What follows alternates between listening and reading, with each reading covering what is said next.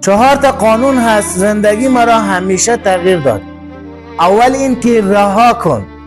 هیچ وقت یک اتفاق بدی در طول روز برایت افتاده کل روزت را خراب نکن.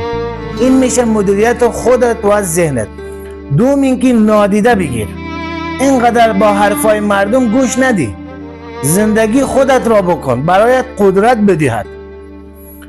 سوم اینکه هیچ وقت هرگز خودت را با دیگران مقایسه نکن.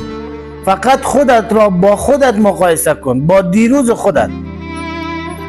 چهارم این که بزرگترین ماجرای عشق زندگیت عشق با خودت است. برایت اجازه میده عشق بیشتری با دیگران داشته باشی. پس اگر میخواهی زندگی سالم داشته باشی با دوست داشتن خودت ادامه بده. دوست داشتن خودت یک نوع قدردانی از خودت است. همین.